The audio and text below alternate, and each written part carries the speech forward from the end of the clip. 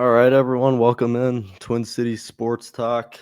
I'm Bruce Kramer, co-host Trevor Kramer, not able to be here this weekend for our debut in the podcasting world, but I'm excited to get to some stuff today. First podcast, so we're just going to get through everything between Vikings. We're going to worry about the Twins tomorrow. I'll be back and I'll cover some of that tomorrow, but Wolves and Wild, they have games today. We're going to go over some stuff with them. Really just some broad topics today, not getting into the weeds with anything, but we have a bunch of things we're going over, including JJ McCarthy, some of the special teams difficulties for the Vikings today, and a bunch of stuff with the Wild and Jesper Wallstedt turning into an absolute star in front of our eyes. So, yeah, we will get right to it right here. So, first up, we're going to do some Minnesota Vikings talk, all right? First thing I want to cover, JJ McCarthy. A lot of people are very upset calling for his name, calling for his job to be taken from him. And me and Trevor talk a lot about this over video games, over just talking on the phone or anything about it. But our main thing about JJ is that no, the mechanics, the throws are not there yet. They're definitely not. And here's the thing with that. When you look at a quarterback, like a rookie, basically a rookie. We'll call him a rookie quarterback because that's basically what he is. He has had 5 starts. In 2 days here, he'll be starting his 6th game against the Packers. He's won 2 of those games, one really good quarter, which showed the intangibles that you look for in athletes. Being down a couple scores in Chicago, week 1, his first start ever in the regular season. That's the stuff you look for. When you're a rookie and you're coming up, you need to show that you can be there in the big moments. And yeah, obviously the Ravens this past weekend, he was terrible. He was terrible. The mechanics, he left throws short. But what we have been talking about, you look pre-snap, and that's something that Anthony Richardson, Zach Wilson, guys who have been written off as busts, they cannot determine what's happening pre-snap. They can't read the defense. They can't mic the blitzer. They don't know what's going on fully. And that's exactly what me and Trevor have been looking for these 5 starts that JJ's been in. One thing I saw specifically against the Bears, all right, he played terrible there. But pre-snap, he is so detail-oriented that he knows exactly when to can to play just based off of Tremaine Edmonds lurching his foot 2 inches forward many times throughout the game. I think I counted or I jotted down 6 times. You will see Tremaine Edmonds just lined up in the exact middle linebacker spot right in the middle of the field. And then when JJ gives his first hut, Tremaine Edmonds lurches forward maybe 2 inches. Maybe 2 inches. That's all JJ needs there. He knows exactly what to do pre-snap. He knows when to can plays. 5 out of the 6 of these plays went for 6 or more yards on the ground. And there was many other times where he canned a play, and then he turned it into a pass based on what he saw pre-snap from the defense. One of them was Kyle Hamilton coming up on the edge, and maybe he left those throws short. Yeah, but that is something you can fix. Kevin O'Connell talks extensively about what you can fix. He's talking about he needs his foundation to be more cement. He's waiting for the cement to dry, and that is what we're waiting for. And that stuff is stuff you can practice. If you are bad at pre-snap and if you are bad at reading the defense, you are named Anthony Richardson or Zach Wilson. It's plain and simple that way. And that's exactly what we're thinking here. We are not giving up on JJ, and we will not until maybe next year if he's the exact same. Because guess what? This man has had no time to practice. He's been hurt for 95% of his career. He got 1 training camp, and then he was hurt for 6 weeks of the season.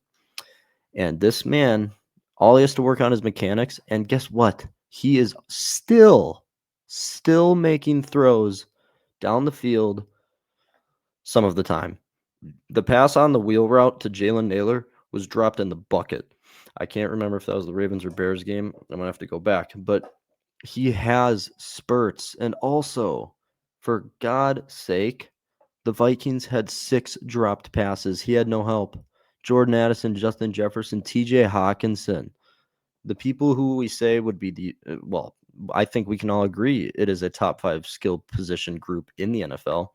That can't be happening either. He is getting way too much lack of help from the NFL's one of the best NFL's skill position group. And that stuff does not help. But here's the thing with JJ. Pre-snap is perfect and his mechanics need work, but that's what Kevin O'Connell's there for. And yes, Kevin O'Connell could have helped him out a few games. This Bears game was really good. He dialed in the run. He went away from it a little bit, but he dialed it in to take some of that off JJ.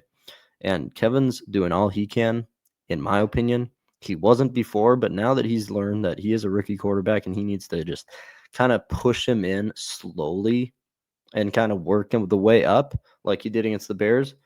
The whole thing with the Bears game, a bunch of the other games like the Ravens and the Falcons and these other games, I blame a lot of that on KOC jumping the gun. Even the Lions game, the run game and all those was just not existent, as we all know. 3rd and 1, you can't take shots downfield with your rookie quarterback.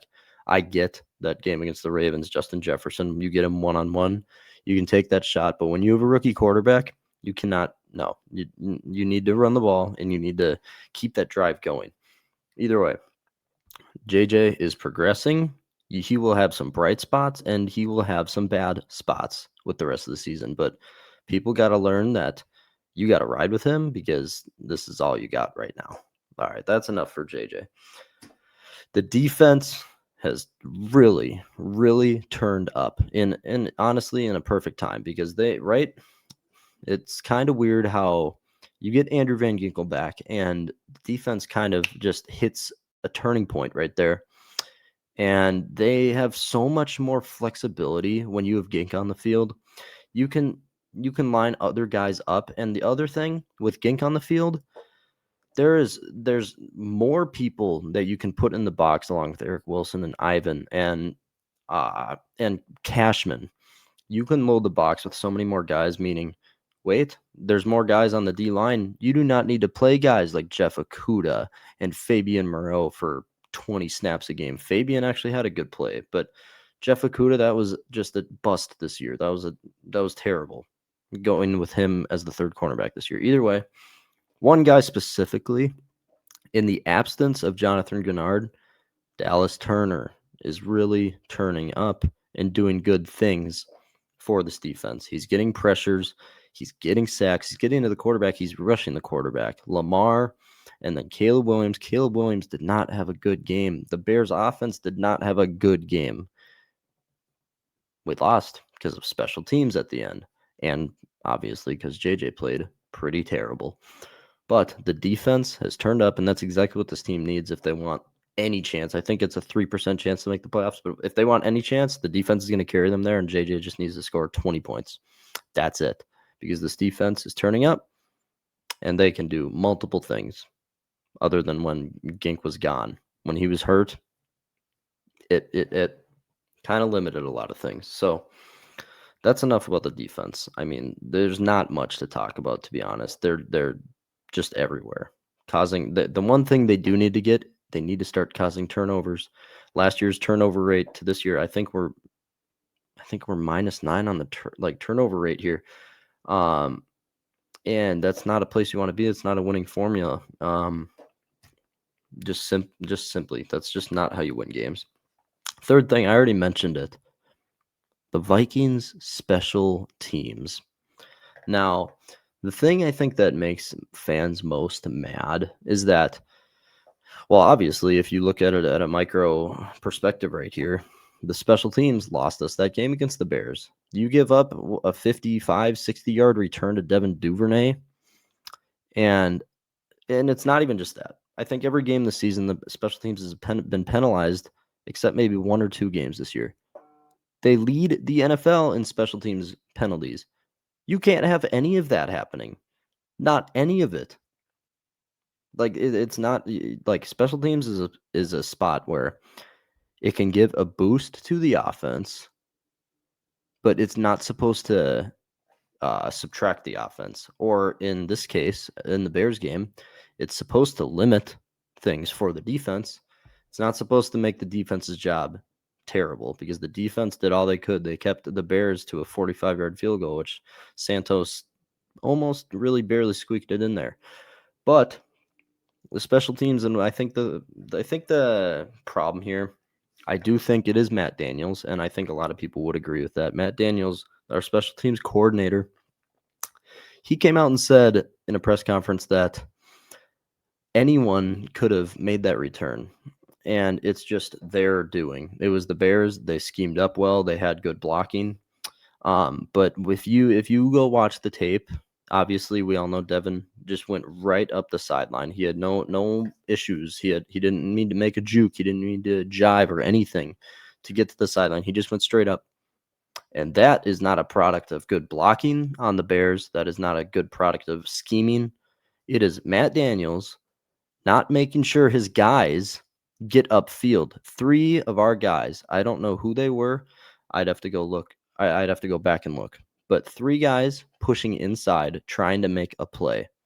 You need to have your guys smart and in tune with what's happening here. Just get them down before midfield. The Bears had 30 seconds, 40 seconds with, I'm pretty sure, 0 timeouts. Maybe not. I could be wrong. But if you can just keep them out of our territory, you're in a fantastic place, all right? And it's not even like it was tied and it's going to go to overtime. So the Bears don't really need a field goal because they still have overtime. No, they needed a field goal, but you had 3 guys cut inside, leave the entire sideline open, leave the entire side open, trying to make a play when you should not be doing that.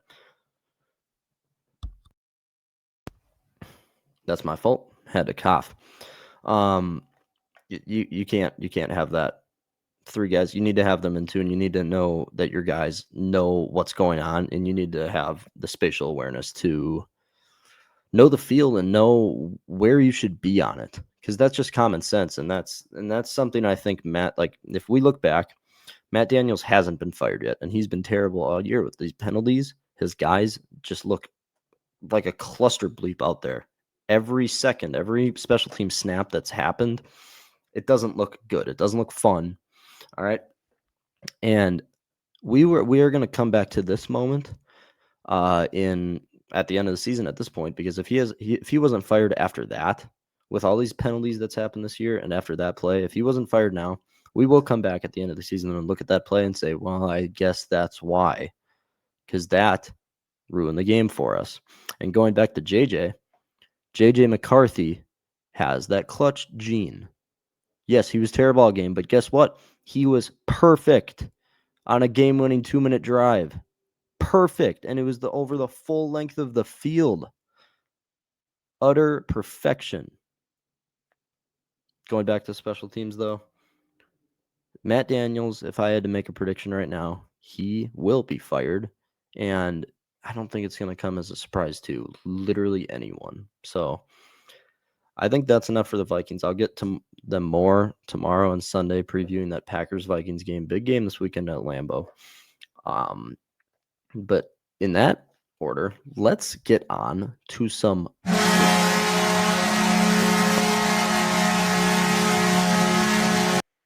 That's what we like. All right.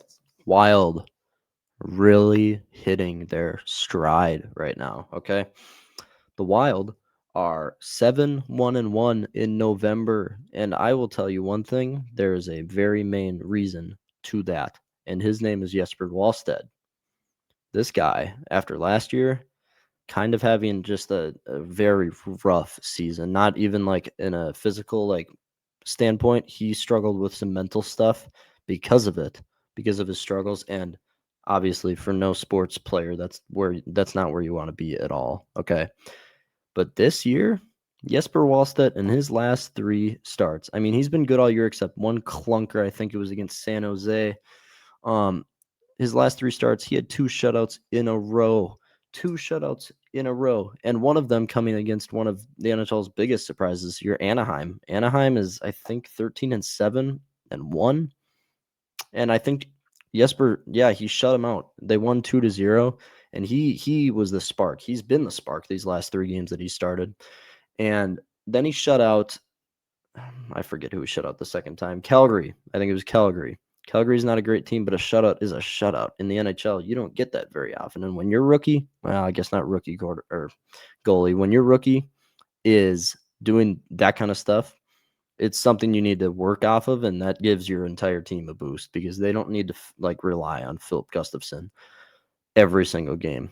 And the thing with this now too, with him becoming a reliable goalie and just a reliable force, it puts the Wild in a good spot where they don't need to trot out Gustafson for 80% of games. I think it's been like a 75% split, but that number, as long as Wallstedt keeps producing the way he is, that number is going to keep going down, and it's going to keep Gustafson fresh. It's going to keep the entire team in a better mood. When Fleury, not really in his last year because he was kind of on his farewell tour, but when Fleury was going well, the Wild went well. And it's not because, well, your goal is playing well, you're just going to play well, you're going to contribute to the offense now. It's because it brings life into the team, and it keeps them into it, knowing that their goalies are fresh. The goalies are going to bring all they can because they have multiple days rest, all right?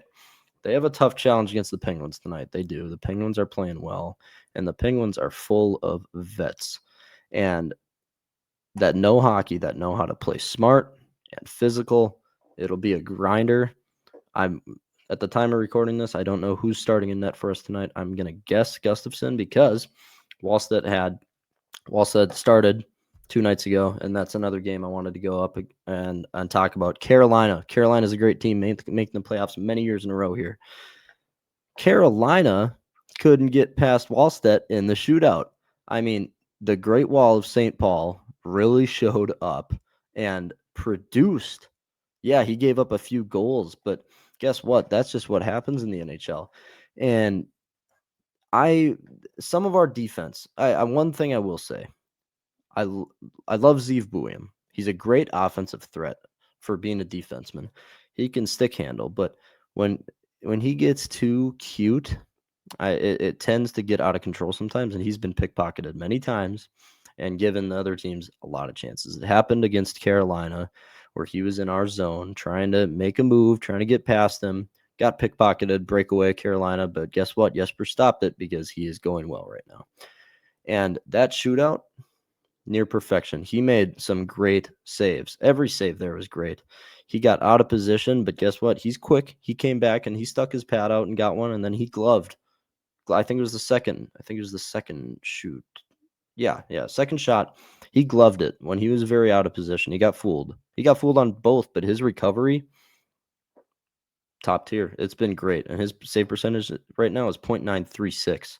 936, that's first in all rookie goalies right now. So he is going real well. And I'll go back to the Vikings defense. I talked about Andrew Van Ginkel being that kind of spark on the Vikings defense. It is kind of crazy how big of a spark one player on an NHL team can be. Matt Zuccarello, he just came back 2.5 weeks ago, and this Wild team has looked different since. We all know Zuki and Kirill's kind of bromance going. Like they love each other. They have maybe some of the best telepathy in the game. They know exactly what each other are doing the whole time. But just off of that, adding Zuki to the first line and then dropping down Mojo or dropping down Boldy to play on the second line, it is so useful because you can get that Boldy Ek duo. You can get that. And here's the thing. We have guys that like Yakov Trenin. He's kind of slowed down now, but he's started out good. He's learned to skate better this offseason. He has learned a lot more things on how to be a better hockey player, which is amazing for what we're talking about right now. When you have Matt Zuccarello come back and you can bump guys down and create better duos on each line, it works well. And Ryan Hartman, he's been kind of just Ryan Hartman now, but he had a good start to the season. He's slowing down, but very good stuff. And it's crazy how one player in Matt Zuccarello can change an entire philosophy and change an entire team But the Wild are 3 games above 500 because of their goalie play. Simply. That's all it is right now. All right. And here's the thing. They're 7-1-1 in November. Those 2 losses, one came against Carolina, where Carolina scored with about a minute left. That's your only loss in November so far, and it was a goal that with a minute left. And the Wild, they were up 3-1 in this game, and they let it up. And that's one thing I'll talk about more and more on the show is that I know in hockey you have to be, well, you got to be like cautious. When you have a lead going into the third period, you're not going to do everything that you would on offense. You're not going to be frantically trying to score. The Wild take it to a very big extreme, in my opinion, and the time of possession is just, it can flip completely opposite based on just a third period if the Wild go into it leading. And that I don't like that because it creates so many more chances for this team, and that is exactly why Carolina got the win there. The Wild were up 3-1, and then they climb back. Carolina climbs back, not the Wild. They didn't climb back at all. But Carolina, they scored 2 goals, and then it was 3-3 with a minute left, and then they got an easy opportunity off of a tipped pass, I think, by Marcus Johansson. I think he couldn't receive a pass, and it gave them a good opportunity. Either way, that was one of their losses. And then the tie, that was to the Sharks, which the Sharks are a better team now. And Macklin Celebrini is going hard, and he's a great player. But he is basically the entire sole reason the Wild lost that game. They lost in overtime. Celebrini had 2 assists that game. He was just all over the ice. If you can just make sure Celebrini doesn't get the puck. I know it's so wishy-washy, and it's just so simple to say, but if you can make sure that he doesn't get the puck, the Wild don't lose that game either. They truly don't, and they're in a good spot. They're actually 6 minutes away if you're counting a whole overtime and that 1 minute left in Carolina. They're 6 minutes away of being 9-0 this in November.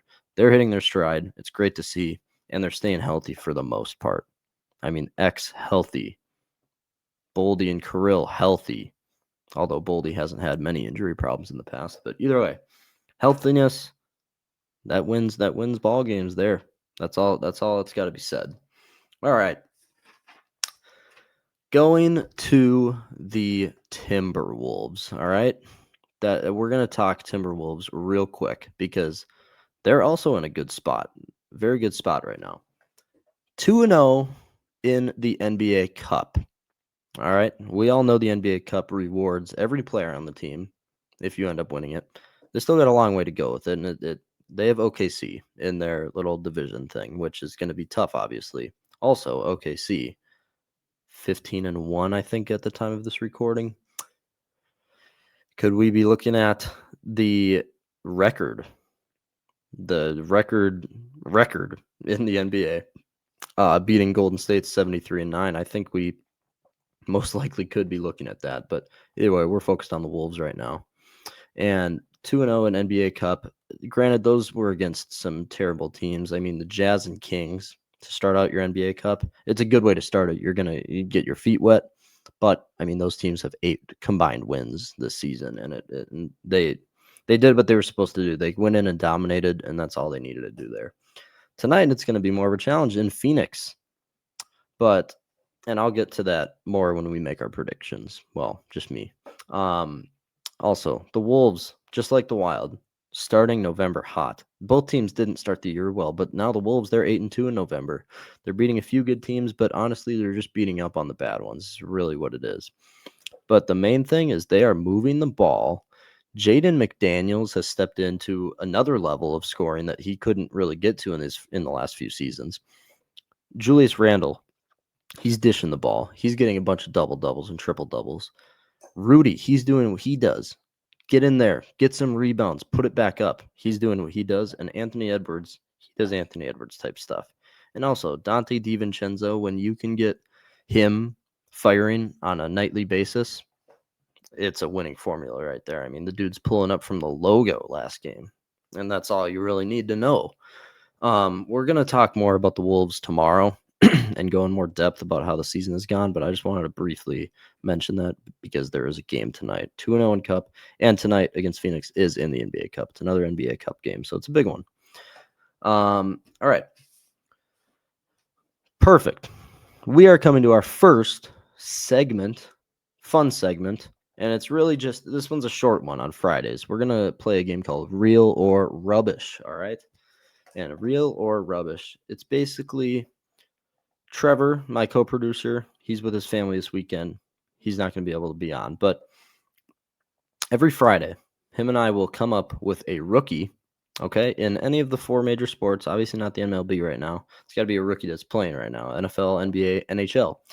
And we are going to determine if this rookie is real or rubbish, and if their career, he is going to be real or rubbish, okay?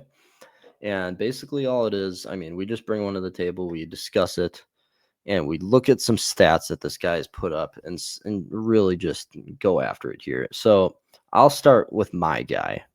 My guy from the Dolphins. If you were thinking back to last year's draft, this is a guy that I think a lot of people wanted. We wanted this guy. He's from Michigan, old J.J. McCarthy teammate, defensive tackle Kenneth Grant. All right. Yes, my guy's Kenneth Grant. So a few main things, some macro talk right here. He is having a bad year. He has a PFF grade of 41.7, which ranks him 116th out of 124 defensive tackles in the NFL. Not a place you want to be in. Hey, with the Vikings, we got Jalen Redmond, so we're sitting fine right now for sure. No, 41.7 grade for Kenneth Grant. And you may say, hey, maybe he hasn't had the snaps, maybe he hasn't had the runway as some other guys. No, he has. He definitely has. He has played 358 snaps. I think that's about 150 more than Javon Hargrave and Jonathan Allen and a bunch of vets getting. He's getting the runway. He's almost at 400 snaps, and we're basically one game over halfway of the season.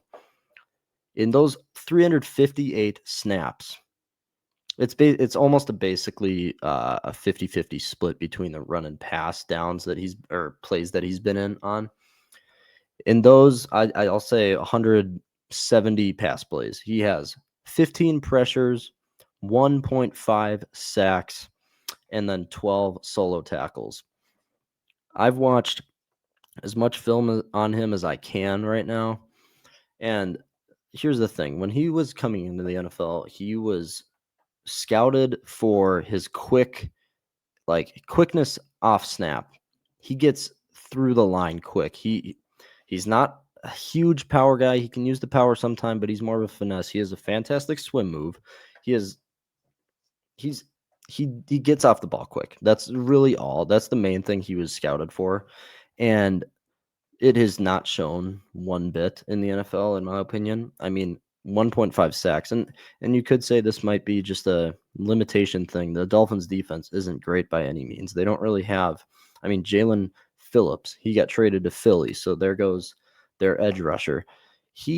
And I know he was hurt, but either way, their D-line, I mean, they have Chop Robinson, I think he's a second-year guy out of Penn State now, well, I know he's out of Penn State, but I think he's a second year.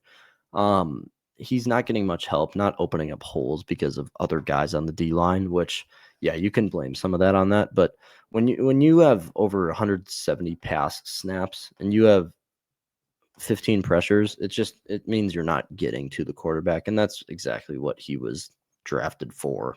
He was a run stopper, but he was more of a pass disruptor. He got to the quarterback in college, and he just hasn't done it.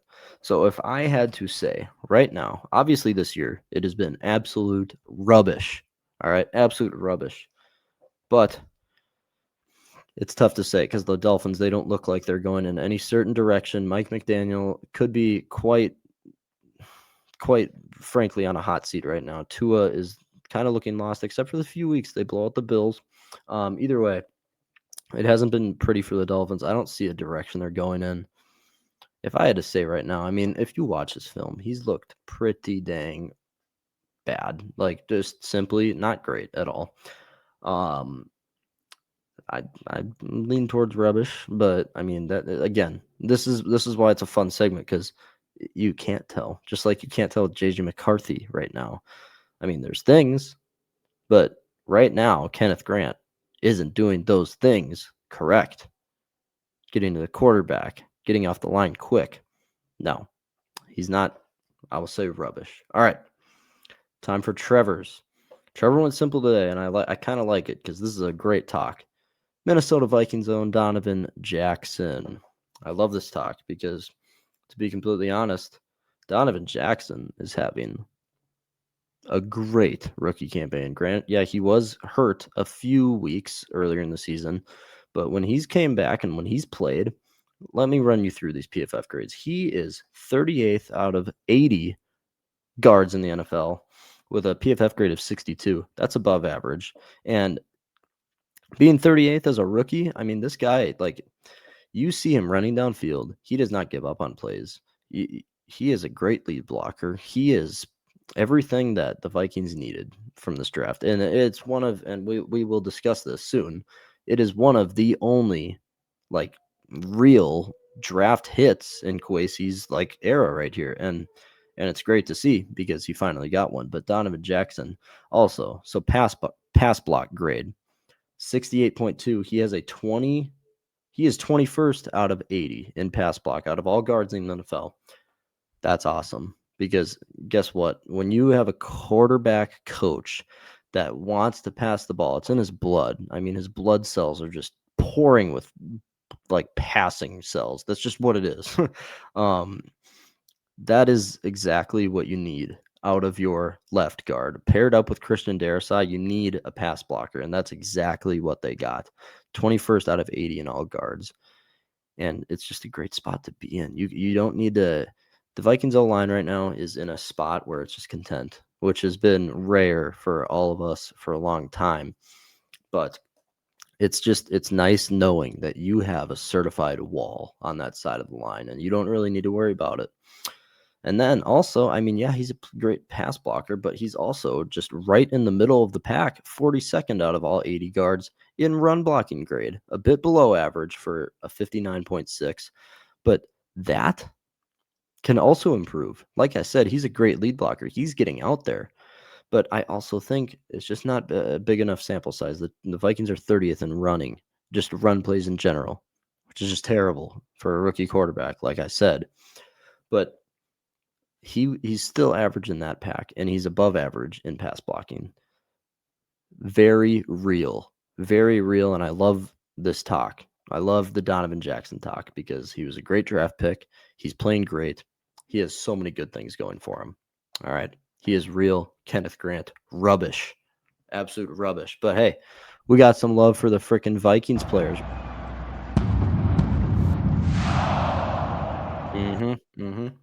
All right. Last thing. Time to make some predictions for tonight. Trevor didn't send in his predictions. That's all right. I will make mine for tonight. All right. The Wild travel to Pittsburgh to play the Penguins. All right. A lot of things about this game. I have the Wild losing 4-2. I know I just hyped up a lot about the Wild. They're coming in. The lines are looking great. They're producing on offense for the most part. But the Penguins somehow are coming there tonight. They're coming in with 5 days of rest, or 4 or 5 days of rest, which is unbelievably rare in this specific year because of the Four Nations face-off happening in February. The NFL is pushing a lot of games in these first couple months, a lot of them. And the Penguins somehow have 4 or 5 days off here. Maybe they come in super sluggish. I'm assuming they won't. And it's kind of crazy because Crosby, Malkin, Carlson, Rust, those are their top 4 points getters. And all of them are 10 years into the league, which, no, I don't think that's sustainable at all, but it is only 22 games into the season right now. And the Penguins are playing well. And guess what? Their goalie duo is out of this world good right now. They just like us have a super young guy who is up for Calder Trophy discussion right now. And I mean, they're in a great place. Not exactly from the veteran standpoint because you got to get some young guys, but they are in a great spot to win tonight, coming off of a bunch of rest. And I think that's just the main thing. The Wild, not Vikings, blah. The Wild coming off of a phenomenal win against Carolina with Jesper Wallstedt dominating, but it just the cards are in Pittsburgh's favor tonight. I got Pittsburgh winning 4-2 in that game. Also, Matt Dumba game. Matt Dumba I didn't even know this. I legit did not know this. He is on Pittsburgh and he's played in 6 games this year. I don't know if he's playing tonight, but I'll be looking for him because that's kind of that's kind of fun. And I did not know about that at all. All right. We got another game tonight, and it is the Minnesota Timberwolves. Like I said, they've traveled to Phoenix for an NBA Cup showdown. I got the Wolves winning this one. I got them winning 109-97. And frankly, this is just honestly, it's about a lack of a good bench for Phoenix because the Wolves, as we know, they got weapons coming off the bench. Terrence Shannon, Rob Dillingham. They have young guys. They have Naz Reid is coming off the bench, and he is coming into his own right now, just dominating. And the Phoenix bench is a bunch of no-name guys who I don't think anyone could name. That's why they're no-name guys. And I think that's what it comes down to tonight. I think the Timberwolves win 109-97. Maybe it's a close game up until the fourth quarter, but I think if it's going to be close, they're just going to have to rely on Devin Booker. But then again, our defense has really came into their own too with Jaden McDaniels and the rest of them. Yeah, and then that is all we got for today. I mean, we'll talk more about the Wolves tomorrow. Like I said, I'll go in depth with them. The Twins, they have made some trades. They just made a trade today for a catcher. And they made a trade last week with the Rays for a pitcher.